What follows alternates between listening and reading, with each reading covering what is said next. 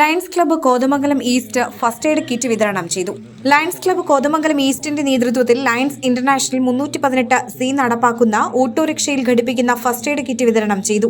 വിതരണത്തിന്റെ ഉദ്ഘാടനം കോതമംഗലം MLA ആന്റണി ജോൺ നിർവഹിച്ചു. ക്ലബ്ബ് പ്രസിഡന്റ് ലൈജു ഫിലിപ്പ് അധ്യക്ഷത വഹിച്ചു. District cabinet secretary VT Paily മുഖ്യപ്രഭാഷണം നടത്തി.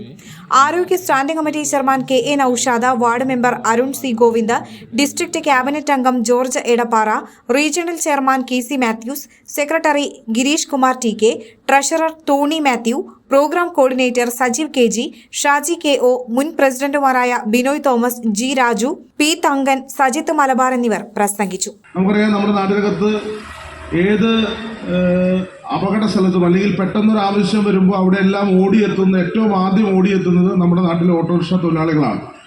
അപ്പോൾ അതുകൊണ്ട് തന്നെ അവരുടെ വാഹനത്തിൽ ആവശ്യമായ ഫസ്റ്റ് എയ്ഡ് സംവിധാനങ്ങൾ ഉണ്ടാകേണ്ടത് അത് പ്രത്യേകിച്ച് ഗവൺമെൻറ് ആ നിലയിൽ തന്നെയാണ് കാണുന്നത്. ഇപ്പോഴാണെങ്കിൽ ബഹുമാനപ്പെട്ട ഗതാഗത വകുപ്പ് മന്ത്രി അതിന് പ്രത്യേക താല്പര്യം കാണിച്ചുകൊണ്ട് എല്ലാ വാഹനങ്ങളിലും അത്തരം സംവിധാനങ്ങൾ ഒരുക്കണമെന്ന് ആവശ്യപ്പെടുകയാണ്.